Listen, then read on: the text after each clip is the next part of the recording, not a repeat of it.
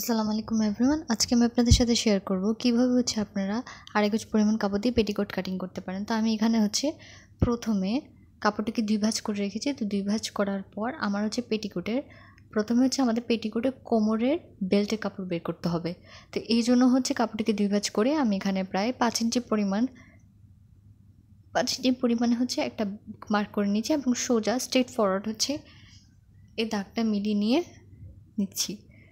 দাগটা মিলিয়ে নেওয়ার পর আমি এখানে কাটিংটি করে নেব। তো কাটিংটি করার পর যেহেতু এখানে কাপড়টি 2 ভাঁজ আছে, এখানে 40 কোমরের জন্য পেটিকোট তৈরি করা হচ্ছে, তাই আমার কাপড় কিছুটা শর্ট পড়ে যায়।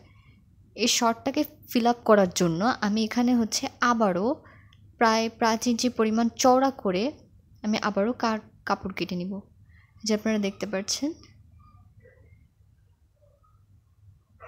এর জন্য আমি আবারও কাপড়ে 5 ইঞ্চি পরিমাণ ঠিক সেম একই প্রক্রিয়ায় আমি কাপড়টি কাট করে নিব।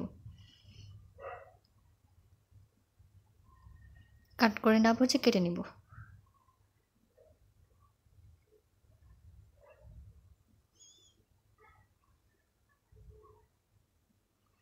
এবার কাপড়টিকে 4 ভাঁজ করে নেওয়ার পর আমরা এখান থেকে আমাদের পেটিকোটের অংশটা কাট করব, এবং অবশ্যই প্রায় 2 ইঞ্চি পরিমাণ কাপড় আমাদের আলাদা করতে হবে ফিতা তৈরি করার জন্য। তো পেটিকোট বানানোর নিয়ম আপনার হিপের যে মাপটা আছে ওই মাপটাকে আপনি 8 দিয়ে ভাগ করবেন। 8 দিয়ে ভাগ করার পর আপনার যা আসবে সেই মার্কটাকে আপনি কাপড়ের ঠিক এই পাশে যেদিক বসাবেন, ঠিক অপর সাইডে বসানোর সময় তার উল্টা দিকে বসাবেন, যে এইভাবে আপনার ভিডিওতে দেখতে পাচ্ছেন। বসানোর পর আপনার 6টি কলি বের হবে। এই কলিগুলোকে ঠিক এভাবে এর উপর বসিয়ে আমাদের স্টিচ করে নিতে হবে।